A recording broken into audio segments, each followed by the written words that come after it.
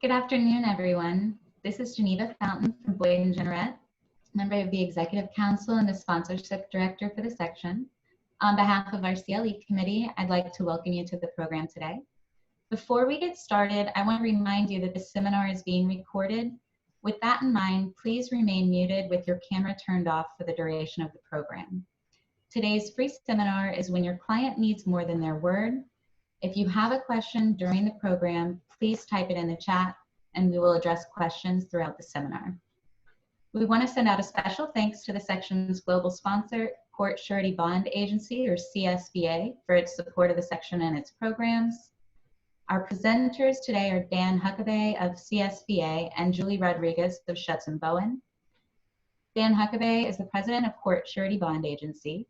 He has underwritten appeal bonds in almost every state and federal district court for clients ranging from individuals to Fortune 500 companies. He's served as an expert witness in several cases where appeal bonds were a central issue, and he's delivered numerous presentations and authored dozens of articles on appeal bonds. Mr. Huckabay is responsible for managing the overall operations at CSBA, helping clients evaluate potential collateral options to obtain appeal bonds, and negotiating rates, terms, and conditions with surety companies. Julie Rodriguez is a partner in the Miami office of Schutz & Bowen, where she's a member of the Appellate Practice group. Julie is board certified in Appellate Practice. She focuses her practice on appellate litigation and child support and has over 18 years of experience practicing in both state and federal courts. At this point, I'll go ahead and hand it over to our presenters. Dan? Thank you, Geneva. And thank you, Julie and Elaine and everyone for having us here today. I feel like this is my lucky day because we were sitting here beforehand and we had lawnmowers going. And for me, fortunately, it stopped just in time. And on top of that, California yesterday just opened barbershops, so I was able to get a haircut just in time for the presentation today. So I hope everybody's doing well with COVID, staying safe and managing okay. I'm glad to be here today. We're going to be going through the fundamentals of obtaining Supersedeas bonds. You'll notice throughout the presentation, I'll refer to Supersedeas bonds or appeal bonds interchangeably, mean the same thing in our world, so please don't be confused if I'm using those two different terminologies. The goal today is to help the practitioners in the audience really get the nuts and bolts and understand the fundamentals of what it takes to obtain these bonds in an effort to ultimately serve your clients on appeal. And today we're going to be focusing specifically on civil appeals. So as we go through the presentation, there's going to be a lot of detail, and obviously you won't be able to recall all the information, but hopefully you'll walk away with just a better sense for how to serve your client, and then some resources that you can refer to back to as the situations may arise. And I think we are going to also field questions throughout the presentation, so please don't hesitate if you have anything that specifically you want to address as we're going through it. Julie's going to pop in and Geneva will be fielding those questions. So this is our program outline. We're going to go through just a basic introduction of surety bonds to give some background, the underwriting requirements for appeal bonds, the costs, and then importantly, the time frames for both getting a bond in place and then also releasing the bond at the end of a case. So I always like to start out by providing some context just to kind of the overall surety industry, because I think it brings into some clarity to the rest of the things we'll be covering today. For those of you that aren't aware, surety bonds are provided by insurance companies through brokers like us. So we represent about 35 different insurance companies. We refer to them as surety companies.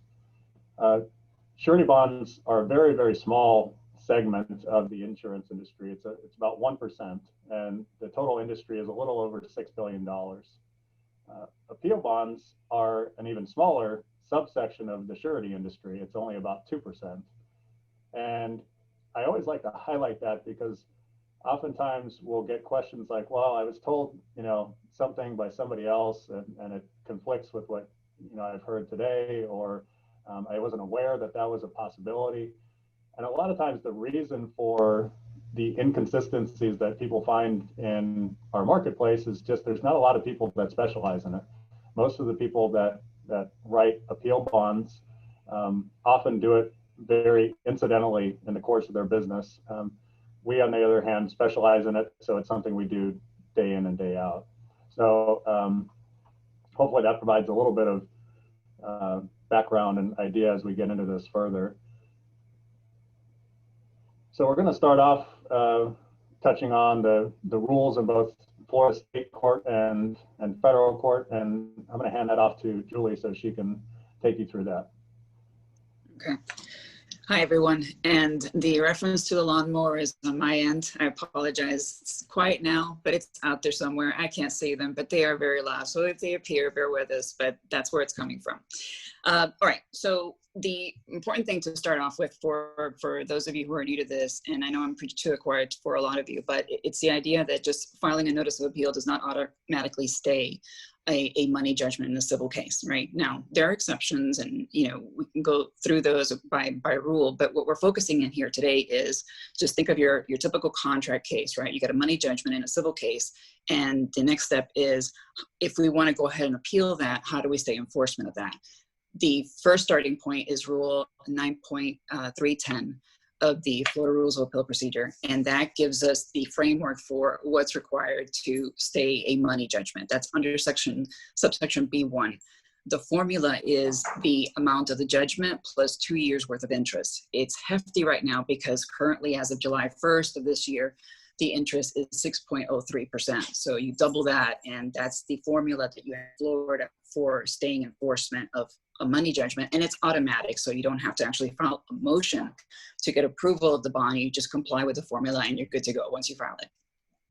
The exceptions to that, and there are many, because that rule is just a starting point, is and I always shift gears to just the general bond cap statute, which is under Chapter 45, and specifically Section 45.045. This one's important because it does a couple of things. One, it gives us a $50 million bond cap, right? So if the judgment is more than that, that's the amount, that's the maximum that you would have to post in the context of the civil case. And again, the statute tells you that there are exceptions, but for the most part, that's the bond cap that you're dealing with. And once you post it, meaning you file it, the stay is automatic. Now, a few caveats to that, because part of the different subsections in that statute tell you that the other side can come forward and ask for discovery if, for the limited purpose of seeing if you're dissipating, your client, the judgment creditor, debtor, I'm sorry, is dissipating or diverting assets, okay? That's different from just discovery in aid of execution. That's not allowed. So once you post that $50 million bond or a bond under 9.310, you're shielded from discovery in aid of execution. But for purposes of a Chapter 45 automatic bond, a bond cap issue, then you got to brace your client for the possibility that they may be subject to financial discovery in that limited regard. You also have in that statute, and this is the other key point of it, is, so let's say you can't meet the formula, right? You just don't have the funds to meet the rule formula, and you're not in the bond cap issue. You can ask for a hardship request under subsection 2 of the statute. That again opens you up to financial discovery, but the idea is that that's finally available to you.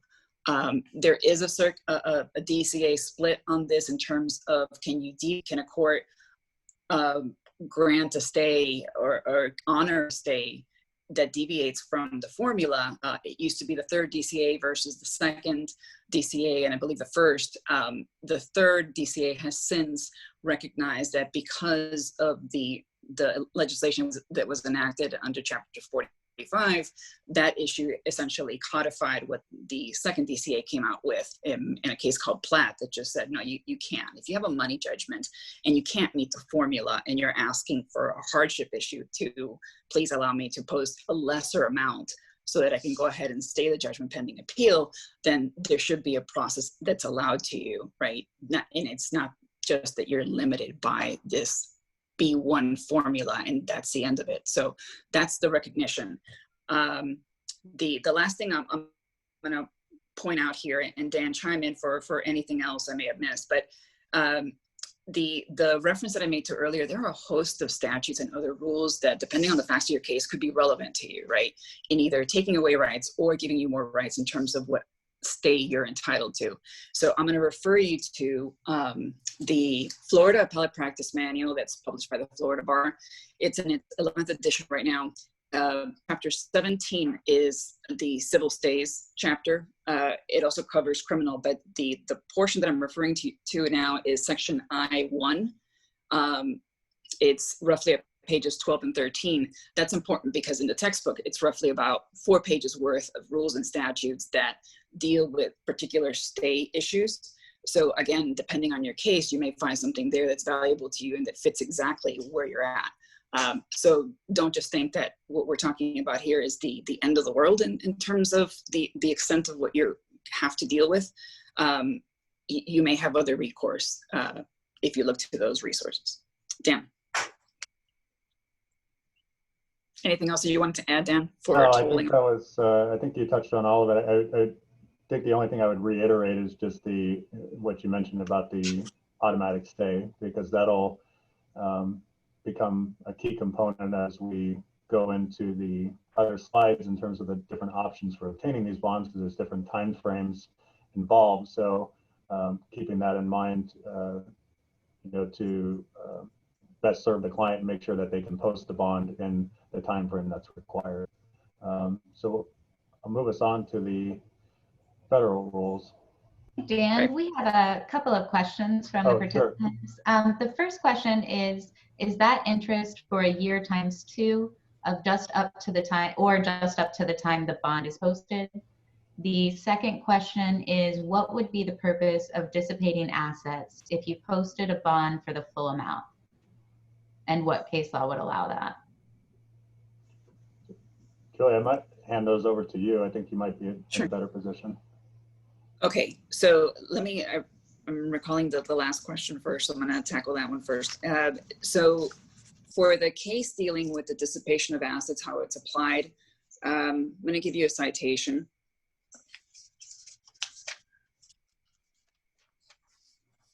Okay, this is it's one of the BDO Seidman cases, 26 Southern 3rd 1.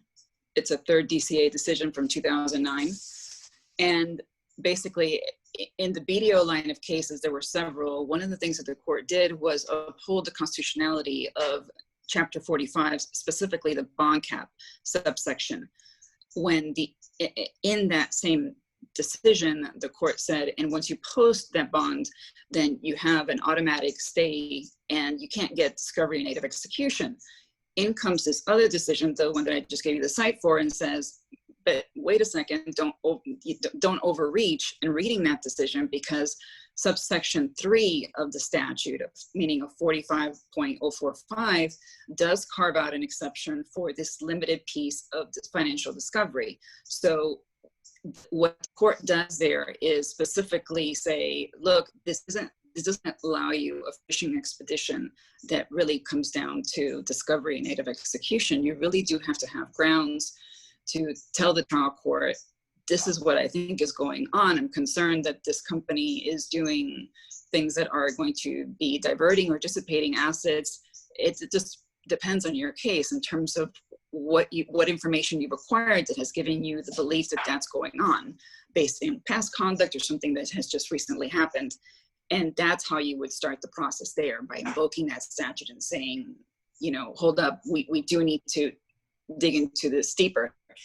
The consequence of that, and this is the last subsection of that statute, is if the court does find that there's been dissipation or diversion of assets, then the court can then require you to post more of the full formula of the bond, right? So you wouldn't be capped, and it could impose other conditions.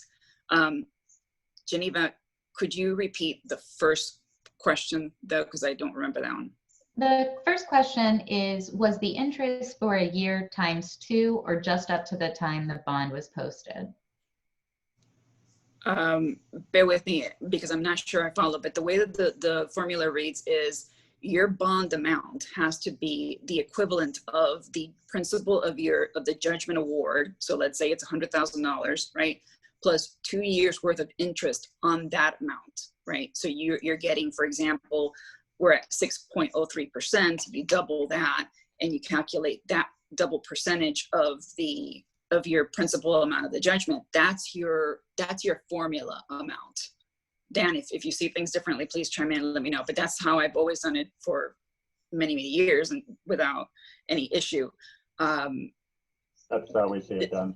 Right. This segues into the federal one. Geneva, if I missed any part of that question, let me know. But I think we answered it. Did you see any other part? Okay. So let me segue real quick into, I believe this is slide 5, Dan, right? So jump over to the feds. So these folks have, at least not all of them don't have formulas, right? The Southern District of Florida does. And they have a formula of 110% of the judgment. That's how much you have to post to obtain a bond. The Northern District and the Middle District historically have not. And the last time I checked about a week or so ago, they still didn't. What we've done there, and even actually in the Southern District, is we do go by motion, request approval of the bond amount by motion. And this is going back to Dan's point about planning ahead and making sure that you're, planning as much as possible so that you have cushion time to go ahead and logistically secure the bond and then file it. This is an extra step in the federal system that you don't always have with the state. The state can be automatic. Here, no, you have to go by motion, so you have to factor that in. Here's the one key point, and I'll switch it back to Dan. So in terms of timing, there is no deadline, right, by which to file that bond. The practical necessity of doing it is as soon as possible, and to be planning as soon as possible, because once that judgment becomes live and enforceable, right, then they can go and start garnishing bank accounts. And guess what? There's no going back from that. There's case law from the 4th District Court of Appeal. I've had to litigate this thing, right, where that's the end of it, because the posting of a bond stops any further execution, but it doesn't undo what's already happened. And so that's why you have to carefully track the steps about, well, what am I anticipating that I'm going to be hit with? Let me start talking to the bond broker and the surety to see what kind of collateral, what's the mechanism and the procedures and the negotiating points that I want to get to post this bond, and what's better for me. Dan, what else on that point? Yeah, I think you hit it on the head that you can't undo, or it's not easy to undo those enforcement actions. So that's why we always are emphasizing the timing so much, because once those enforcement actions take place, then even the collateral that we may have been intending to use for the bond may no longer be available. And we've had that happen in several instances. So the earlier the discussions can start, the better. So I will move us on now to those kind of typical underwriting requirements. You'll notice the first one that we always put is 100% collateral, and 100% collateral is not always required in order to obtain an appeal bond, but it often is. And so we like to make sure to spend a good amount of time going into the details of what those options are. And we will also make sure to touch on those situations where collateral may not be required. For those of you who may kind of be wondering, why is collateral required on these bonds? First of all, you can see the nature of what the bond guarantees. Most appeals are not successful. So that being the starting place, you kind of have an uphill battle from a surety's perspective about the likelihood of receiving a claim under the bond. And then secondly, a lot of these bonds are the only bond, appeal bond someone may get. And so it becomes a very transactional relationship. So there's no necessarily a background of a relationship to base, any surety credit on. And then, the final thing that I always like to highlight to people is that if you kind of just put it in numbers, the average premium for an appeal bond may be around 1%. So if you kind of just do the math, you can see that, one bond claim in the full amount, which they usually are, could wipe out 99 others. And it could even be more if the one bond you get a claim on is larger than the rest. So it's a very risky business. So when the surety companies do provide these bonds without collateral, they really have to have an overwhelming sense that the client is going to be able to satisfy the judgment with their resources, and not just today, but thinking ahead 1 or 2 years from now when the appeal is actually concluded if the judgment is upheld. In terms of the rest of the information there, you can see it's pretty basic. We get copies of the complaint, of the judgment or order, and the notice of appeal. And that last point is really there just to highlight the fact that the indemnity or collateral is not always from what we refer to as the principal on the bond. Sometimes you will get third-party involvement, like a parent company or an insurer, or even a stockholder, things of that nature, that are even sometimes unrelated third parties. We've had parents of people put up collateral. So it doesn't always have to come from the individual or entity that is appealing the judgment. So now we'll kind of get into the nuts and bolts, and these are the forms of collateral that are accepted by surety companies, and we will go through each of these in more detail. And a couple things is a big part of our role. We were talking about this beforehand. Is we, as the broker, our job is to kind of go through the intricacies of all of these with the clients to determine what makes sense and what doesn't. And as we go through these, keep in mind that they can be used in combination with one another. So it's not just one form of collateral or another. So we'll start with cash. And the most common question we get when it comes to using cash as collateral is, why wouldn't the client just post the cash directly with the court to stay enforcement? And it's probably one of the best questions we get, just because there may not be a reason to get a bond. Sometimes it does make more sense to simply put it with the court. And the instances where I would say it makes sense to put it with the court is sometimes when the amount of the judgment that's being appealed is relatively small, maybe under 100,000 or sometimes under 200,000, just depending on the circumstances. But in that ballpark, it can make sense to put it with the court. However, some considerations that people need to take into account is a lot of people don't realize surety companies do pay interest on the cash when they hold it. Various courts are different around the country and in Florida, and they might not all pay interest. We're even talking that we've heard or run into some courts that actually have a fee for posting cash with the court directly. So in those cases, it needs to be evaluated. What is that fee, if there is one, and what is the surety company going to pay in interest, because that may offset either part of or even all of the premium that the client is paying to the surety company. Surety companies do sometimes require less than 100% collateral. It's not often, but there can be circumstances where a surety might only require 50 or 75% collateral. And again, in those circumstances, it can be advantageous to put less cash with the surety and pay a premium than the whole amount with the court. Julie, do you want to touch on the costs on appeal? Yes. And again, sorry, aside from the lawnmower, there's the dog. So you may hear that because he just started. But so cost is important. And I'm also going to touch on 2 items on the underwriting process. But first, let me tackle cost. So in terms of cost, it's worth it, especially with small bonds and when you have a cross appeal, for instance, to ask the other side to waive the bond. You know, maybe they don't, but paper it, because one of the things you can recover if you win on appeal is the cost of the premium or the other security that you posted, that you had to incur that expense to secure the bond. And so the discussion with the opposing counsel would be, look, if we can come to an agreement so that, you know, we're not at the end of this case and I can recover this from you, especially if we're in the context of a cross appeal, or again, because we have a small amount at issue, then let's leave that as is. So that may be one option.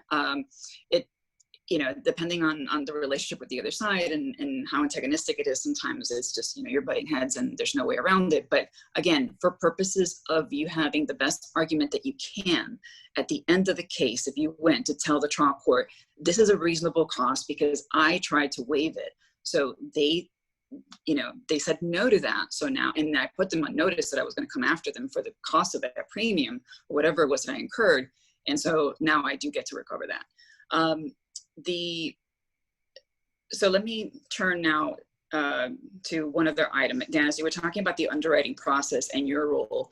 So let me talk briefly about my experience in terms of attorney's role, right? So typically, because this involves very delicate financial information, the extent of the attorney's role has been, I introduce the client to a bond broker like Dan, right? Because most folks don't know that unless my client is an insurance company, in which case sometimes they already have their own internal mechanism and they're taking care of that themselves.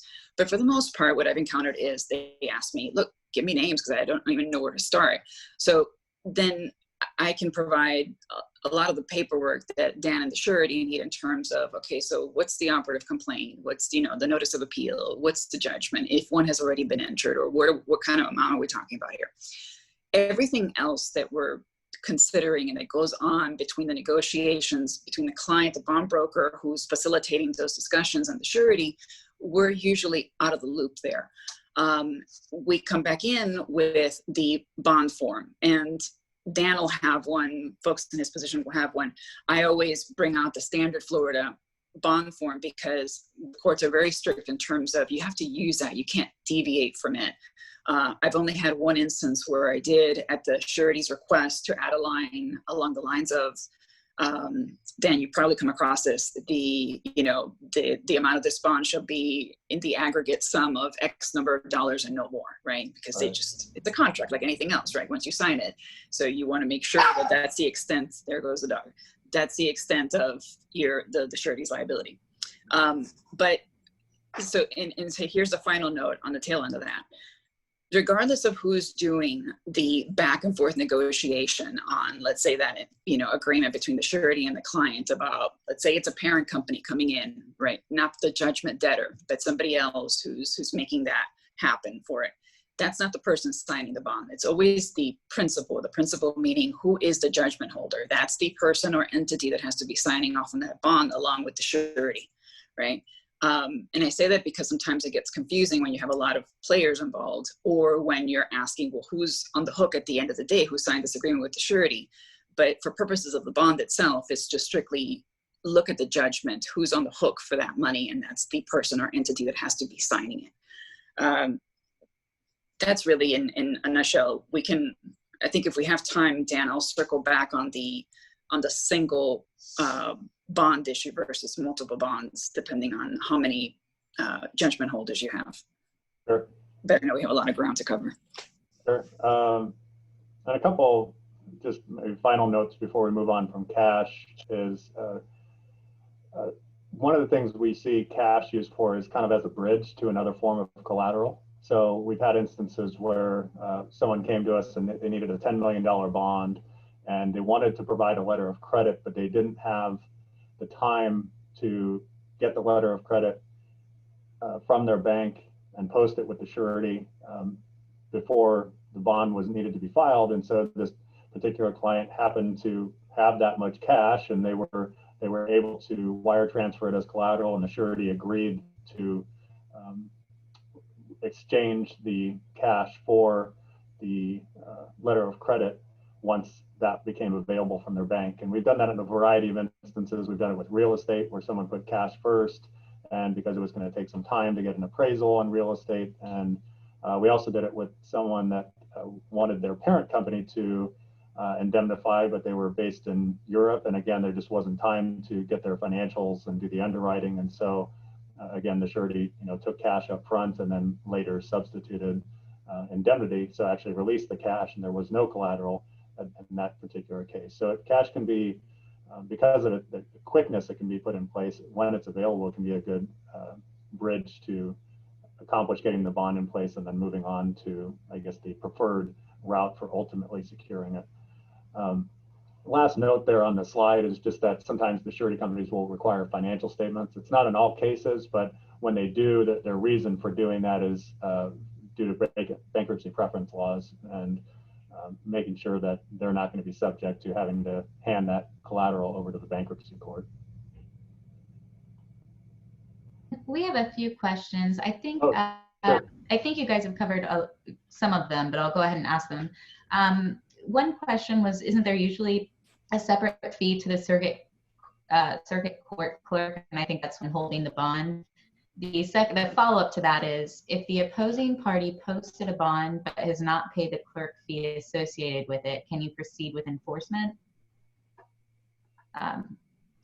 There's another question. If real estate is an issue and a certified copy is recorded, creating a lien against the property which has more than sufficient equity to cover the judgment, is it possible to have the court excuse the bond while issuing a supersedeas stay? We have another one. Many times smaller clients are asked to post a letter of credit as collateral for a surety bond, but the banks require a full cash outlay for the letter of credit. Why wouldn't my client just deposit the cash with the court and forego the bond premium? And if 100% collateral is required anyway, why go through a bond company versus just paying the cash to the clerk of court? So Julie, I don't know if you want to take those first questions. I can take the last two. You're on mute, Julie. You're muted, Julie. Okay, sorry about that. So Geneva, what I was saying is I may need your help remembering the questions, but so let me start with the first one. I took the note down that it was, there's a separate fee that's paid to the clerk. And if the fee is not paid, what effect does that have on enforcement? Okay, I think I have that right. So if I'm understanding the question, so there's two things that go on, right? There are some trial courts that do require a very small fee. The last time I came across it, I think it was like $8.50 to actually post the bond, right? You should check always with the court to see what it is that they require, because that will be an initial hurdle if you don't, right? The clerk they don't have the authority to question the amount of the bond, right? If you're complying with the formula, but they do have the authority to say you haven't complied with the procedures, and one of them is a fee. Now, whether the second part of the question, whether the not paying the fee, if nobody's flagged it for you, meaning as a problem to actually filing the bond, prevents enforcement. I don't have any authority with me to tell you one way or the other. My thinking is this, though. So the last time I posted one of these, because it used to be paper copies that we would do them. I think the last time I did one, it was electronically. And again, this may depend on the court, but if it goes through electronically, the idea is once the bond is filed, right, then everybody has noticed that there's this amount of protection and security out there. So everything else that we're talking about seems to be a defect that doesn't compromise the amount and the security. So I think it would be hard pressed to say that you could go ahead and enforce that judgment, notwithstanding the fact that now you have notice and you are secured by virtue of what has been filed of record. Again, there may be case law out there because there's loopholes everywhere, right? But that type of defect seems to me very akin to, for example, when you file a defective notice of appeal, right? Depending on the error, it's probably going to be good so long as you file it, because the point is, again, notice you've met your jurisdictional requirement, and if there's something else to be done to fix that, we're going to do it. Exceptions always, but my gut reaction to that, just based on the interest involved and at stake, is that I would be very careful to taking any steps to enforce a judgment if in fact that bond was filed of record despite these other procedural discrepancies. Okay, Geneva, help me out with that lien question again. Can you repeat that?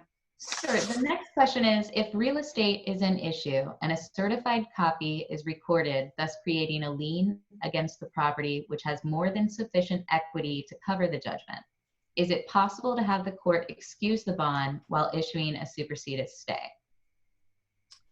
Okay, so short answer is I don't know. That sounds to me like you would be going under subsection A, the discretionary type of stay issue that Rule 9.310 allows for. Typically, we go there when it's a judgment for anything other than in addition to money, right? So there's the line of demarcation in terms of, tell me if your judgment is solely for money, and then you fall under subsection B1, and if you don't, and it's partial money judgment and something else, then you're going under A. But A, what I'm getting at, seems to be a catch-all in my experience for these things. So if the question, and again, I don't know the actual, here's the drop dead answer for it, but if the idea is, look, I can't meet this formula, or I have a combined type of judgment, then the procedure normally is you go to the trial court, you invoke subsection A, look to see if there's any other statute or rule that based on your facts might fit or help you out in a different way or affect the analysis. But typically, if it's just A, then you're asking the trial court and formulating the best argument you can, possibly with some backup documentation or testimony that, look, this is enough. This covers it. This is what I want to do. Will you allow me to do that in lieu of posting this, what would otherwise be required? Yeah, that's a good segue to the other two questions, which I'll start with the question about if 100% collateral is required, then why would someone get a bond? I think just taking a step back and looking at the role that surety bonds play in the appellate process, sureties provide a uniform way of securing a judgment for the other party, and a liquid form. In other words, using that example of placing a lien on a property, now the judgment is going, if it's successful and upheld, the person that is getting that property now has to, first of all, is it in excess of the judgment, the equity that's in the property, or is it for the exact amount? If it's for the exact amount and there's more equity, do they have to foreclose on the property in order to get the liquid funds? So there becomes a whole range of issues that can come up when other forms of assets are tried. We try to pledge those essentially with the court, whether the court would take them or not. Julie spoke to that, and it's beyond my expertise, but I would say, just practically speaking, it becomes problematic from the other party's point of view, from actually obtaining the funds that they are due. Now, when you look at what a surety company does, they essentially have the means and ability to take various forms of assets, one required. As I mentioned, it's not always required, but one required, they have the ability to take multiple forms and also judge the value of those assets over time. Because another issue, using real estate, or we're going to talk about brokerage accounts with stocks and bonds, those assets will fluctuate over the next 2 years. And so again, they play the role of being able to evaluate what the tangible equity is in those assets, even under circumstances where those assets may fluctuate. And so that's kind of the overall role that the surety companies play in this process. With respect to the question on letters of credit, it was a little bit overlapping with the cash question, which was, I think I have it here, many times smaller clients are asked to post a letter of credit as collateral for a surety bond, but the banks require a full cash outlay for the letter of credit. Why wouldn't my client just deposit the cash with the court and forego the bond premium? I would say in those smaller instances, it often does make sense for a client to just post the cash directly with the court. So that kind of goes back to what I was saying on the cash slide, where when the judgments are smaller in that $100,000, maybe even $200,000 range, oftentimes the options that are available for getting a bond won't make sense relative to just putting the cash with the court.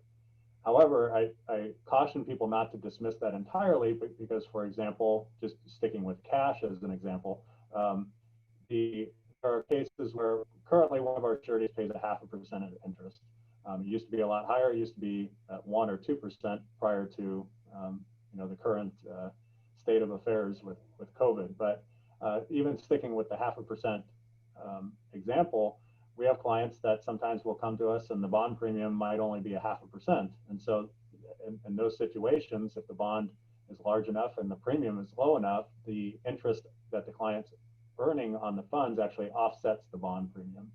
And obviously the higher the interest rate environment is, the more of those situations that's likely to occur and make sense for more clients to post cash with a surety company. And that's in addition to all the things we talked about on the previous slide.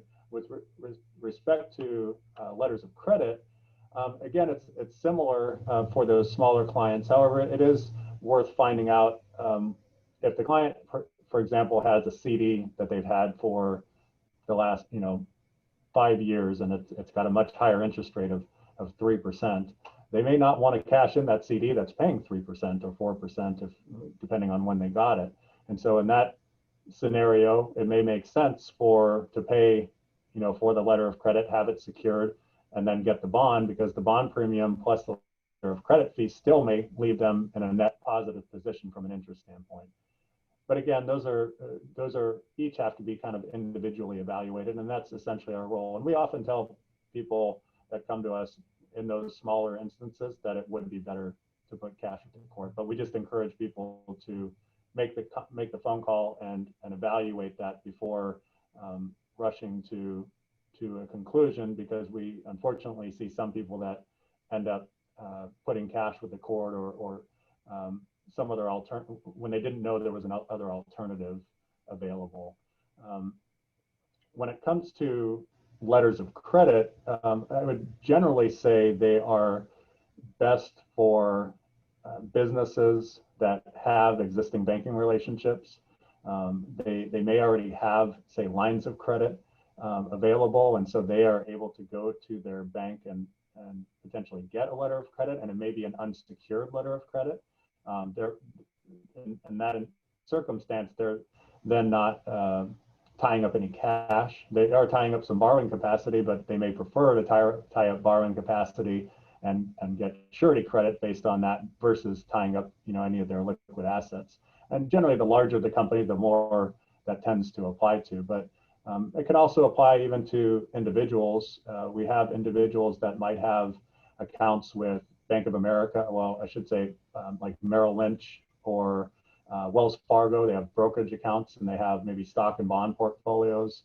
And sometimes because those are related to banks, they can actually, even if they secure it using those accounts, they're not cash accounts. They're accounts that hold other investment and assets. And so sometimes it can make sense for them to, again, secure those accounts because they weren't going to liquidate them anyways, and it allows them to keep investing and then get a letter of credit for a fee and provide it to a surety company. So there's a lot of little individual circumstances and nuances that go along with it.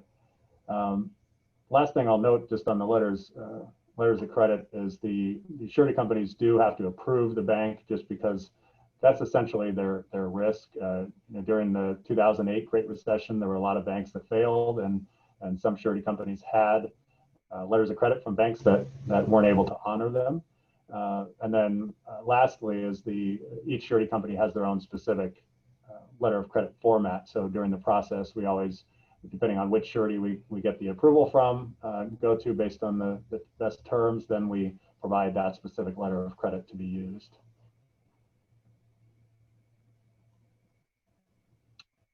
So we'll move on to real estate. Real estate's one of those forms of collateral that isn't always well known by a lot of appellate attorneys. That's probably because it's not accepted very widely by surety companies. There's really only a couple that accept real estate. There's, I would say, one of those two that actually do it really, really well, and the other one does it in very limited circumstances. A key element on using real estate is it cannot be, the bond amount has to be greater than $300,000 just because of the time and effort that it takes to secure real estate. And we'll go into the process a little bit further here. So, in terms of the types of property, it's really a lot of the same, I guess, mantras that we hear in real estate all the time is, location is key, and then really the types of property. Surety companies don't want to take a property that's, in the middle of nowhere, because they would have a hard time evaluating, is there a buyer and how much is it actually worth? Properties that are located in areas that are, dense and have a lot of comparable sales and things of that nature are generally a lot more conducive to using as collateral. And then in terms of the type of property, they actually take a fairly wide range of types of collateral. We've used, we had one that was a Panera Bread a building. We've taken duplexes or larger apartment units, retail centers, residential properties. So quite a range. The use of the property, as we note there, like vineyards or hospitals, where it starts to get kind of either specialized, like the hospitals have a lot of regulations, or the vineyards, there's really small market for those, or ranch, things of that nature. Those can be difficult to use as collateral, but a lot of your office, industrial, residential properties are perfectly accessible to use. And the other thing that they can consider is the raw land that we've noted there at the bottom, and that again, it's a little bit harder because it has to be located in an area that is easy to evaluate the worth of the property, but it can be used. A couple of notes just in Florida specifically is because Florida has homestead exclusions. Individuals can use their homestead voluntarily if they choose, so the surety company will accept it, but there's no restrictions on secondary residences or things like that. And then there's also the only other consideration that everybody's probably familiar with if you own a home is just the mortgage taxes that will apply to the lien that's put on by the surety company as well.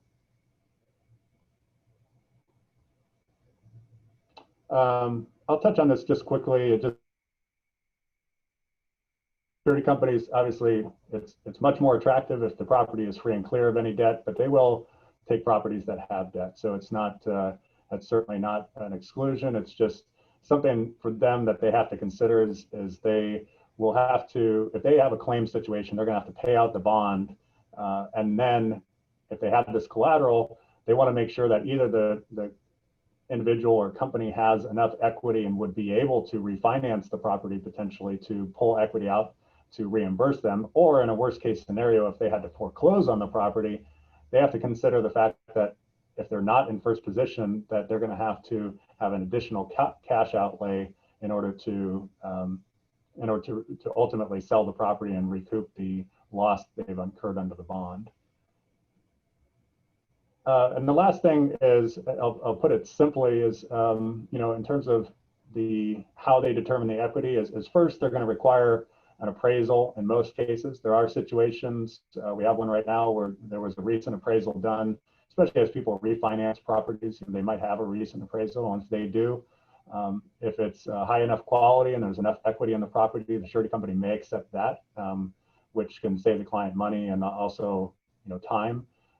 And terms of determining the actual equity in the property, you know, a lot of us, if we were to look at a particular property, we would just take the value and minus the debt, and that's how much equity we would kind of perceive to be in the property. In a surety company, they have to account for the fact that there may be fluctuations in that value. So generally, they're going to discount the amount of the property by some percentage, and that can be anywhere from 20% generally on residential to maybe even up to 50% on a commercial property. And you can imagine retail properties right now, given the circumstances, are probably going to have a higher discount because of the uncertainty with the values given everything that's going on. So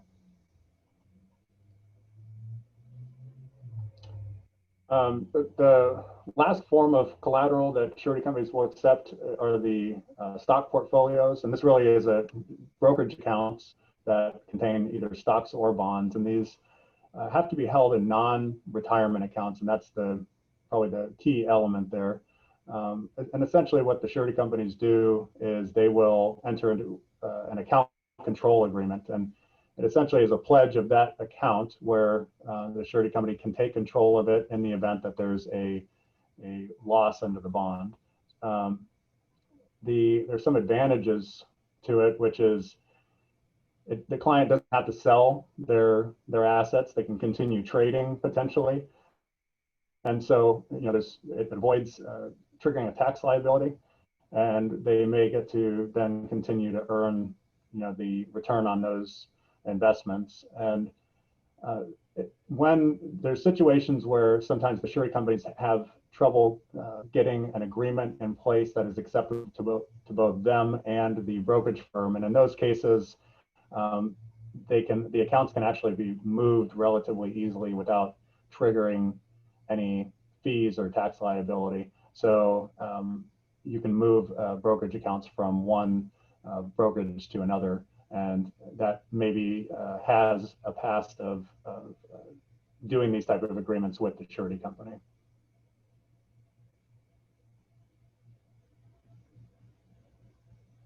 So we've talked a lot about collateral. These are the kind of the general circumstances in which we see bonds provided by sureties without collateral. Publicly traded companies are certainly one. Those are relatively straightforward from our standpoint because we don't really need to obtain any financial information. We can simply go online and get their published financial statements. Just because a company is publicly traded doesn't mean they automatically qualify. You know, the underwriting, you can think of it as kind of very relative. So the size of the bond relative to the financial strength of the company. So those are going to be the key determinants. And the surety companies are going to be looking for, you know, how much liquid cash do they have? How profitable are they? How long have they been in business? You know, those sort of metrics in order to determine whether a company qualifies for the bond without collateral. The large corporations are just a little different in that we might have to request their financial information. The exception probably being insurers, because a lot of those are publicly filed as well. We do write a lot of bonds for insurers. Not all insurers actually have access to internally the capability of doing it. There's thousands of insurers in the United States, and really only a couple hundred actually have a license to write surety bonds. So, and oftentimes there's times where some cases the other party might even object to the insurer writing their own bond because they want it from a third party. So we just had one of those recently. So then occasionally we've done it for public entities or even high net worth individuals. High net worth individuals are definitely more challenging just because they typically don't have the type of financial presentation available that, you know, a large corporation might, but some do, and sometimes it's a matter of getting tax returns and bank statements and things like that to verify certain assets. But again, we've written plenty of bonds for high net worth individuals.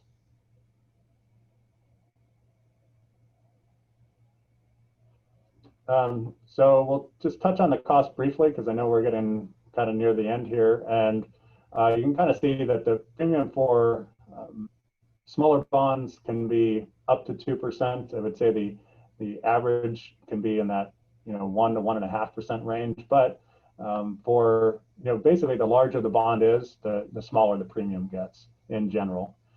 There are exceptions depending on if the surety feels like they're taking on a risk, maybe that for writing a bond, say without collateral, and it's kind of a borderline case.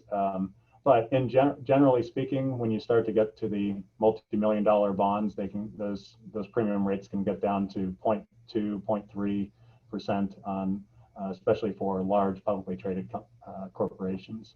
The real estate is a more expensive route. That's 4% premium.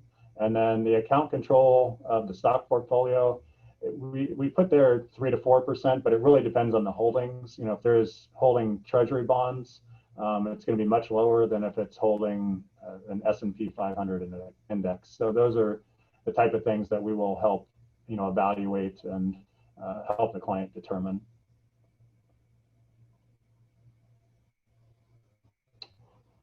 So I know Julie and I wanted to spend a minute on this slide just because it's a really important slide, which is, how long does the process take? And the number one thing we always put on there is don't wait too long to get the process started. We have people come to us often before the judgment is even entered, and we encourage it. There's no cost to having an initial conversation, and generally, if the judgment amount is in a range known, there's a lot that can be accomplished up front in terms of determining the potential avenues that the bond can be obtained. And just that piece of it, knowing the likely avenue that the client wants to go down, can help then set the stage for how proactive the client should be in terms of starting the actual process. And Julie, did you have some additional comments? It's starting early. I'm actually happy to hear you say that, the conversation can start way before you have a judgment, because typically, even on our end, we think of it as, if we don't have a fixed number, at least something that we can narrow down significantly, that it becomes hard for the surety. But it's good to hear that, because frankly, look, you don't want to be in a position, right, of having the other side take the initial step of starting to enforce. One, for the reasons that we touched upon before, which is that some of these things are just, you can't undo. But also because you have so many vehicles to stop the process, right? So you have, for example, you do have tolling motions. You have the idea of planning ahead and getting ahead of the issue by talking to a bond broker and getting an idea at least of, okay, if I am dealing with X collateral, right, and this is what I'm thinking of putting up, it's going to take me 3 to 4 weeks versus a week, which is what I thought it was going to take me, right? And so that helps you to say, okay, so then let's switch over to the vehicles that might be available to me that might toll the enforcement of this judgment. Just by way of example, in the state court system, right, let's say you file a motion for a hearing, assuming that you have a final judgment. That's really what we're operating out of, right? That's how we typically view, you got a final money judgment and we take it from there. All right, so if you're going to file a timely and authorized post-trial motion for rehearing, and that's going to hold the enforcement, but you don't want to completely bank on that, because again, time flies with these things, right? And the last place you want to be is explaining to a client that their bank accounts have been garnished, or that they're in the process of being forced to scurry around to make sure that their assets are protected, because all of a sudden this judgment is live. And so when I will throw out the Hail Mary of stays, right, under Florida Rule of Civil Procedure 1.550, that gives us 2 subsections that are relevant here. The second one gives you a brief stay, the ability to get a brief stay. So let's say you talk to Dan and he tells you, look, it's going to take you 4 weeks, basically. That's what you got to plan for. And you're seeing that all the time that you thought was, the cushion time that you had is really not there. Then that's one way to open up a little bit more time for yourself. I've been successful in getting to about 30 days of stay there. The case law, when you look into that particular subsection, will tell you that it's usually for shorter time periods. It's just, you got to make your case for why you need it, right? But that rule will also tell you the tolling effect of the motions that I've been referring to. For the feds, you got to be a little bit more careful. You're going to be operating under Rule 62 of the Federal Rules of Civil Procedure, and look also at your local rules, but basically that the tolling there is limited. So planning ahead is critical, and it helps you. And I think it gives the client that comfort of, you're mapping it out for them. It's one of the few times, right, where we can actually map things out for a client step by step. And not in terms of guarantees, but certainly we're going to get this bond. This is how it's going to happen, right? And these are the steps that we're taking so that things don't go off the rails in terms of enforcement suddenly and you're not prepared for it. Yeah, and just to add to that, I mean, you can see the timeframes below are pretty self-explanatory, but you can see it's as quick as a few days to, maybe 6 weeks. So that right there kind of hopefully will plant the seed that, if it falls on that longer end, which oftentimes, with letters of credit or real estate can take that long, it allows, and there's a lot of steps that can be taken in between that, again, that really don't cost the client any money. It's really investigating a letter of credit. How long is it going to take? What are the terms are going to be? Or even with real estate, it might cost the client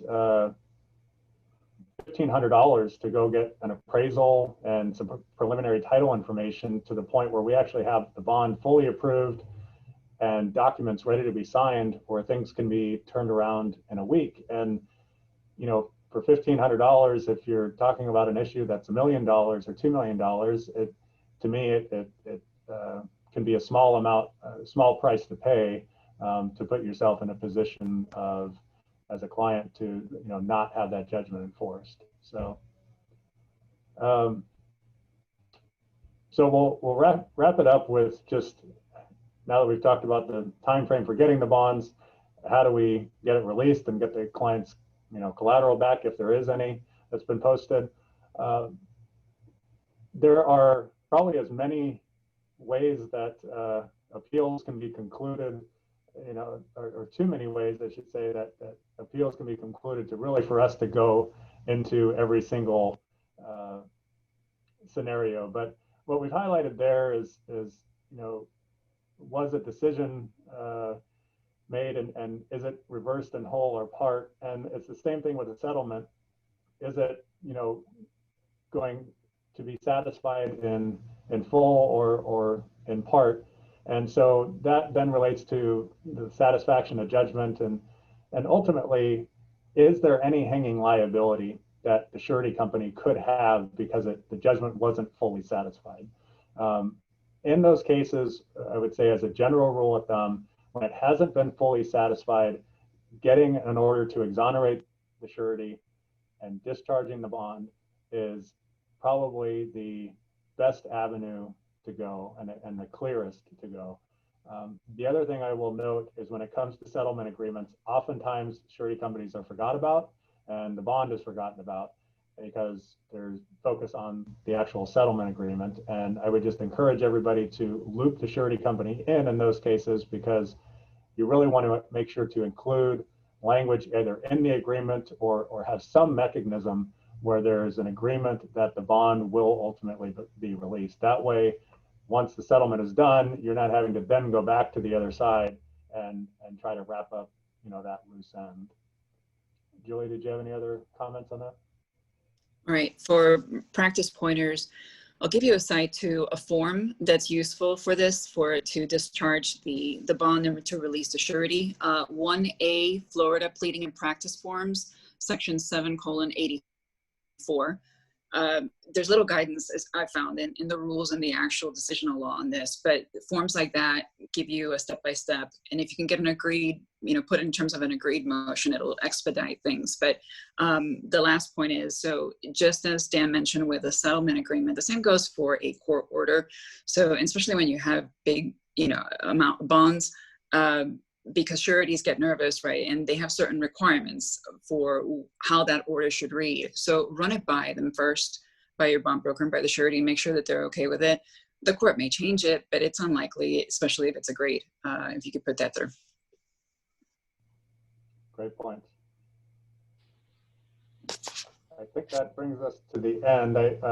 We may have some questions. I do want to just point out that on our website, I know this is a lot of information. If you want to refer to our website, we have articles that probably talk in more detail about every single one of the topics that's been touched on today. So there's a resource if you need it for the future. Thank you for having me. And Dan and Julie, thank you guys on behalf of the section, the Florida Bar, and all of our attendees. Many thanks again to Court Surety Bond Agency for its support of the section and programs. Finally, the course number for today's seminar is 4137. Again, that is 4137. Thank you for joining us and have a great day, everyone.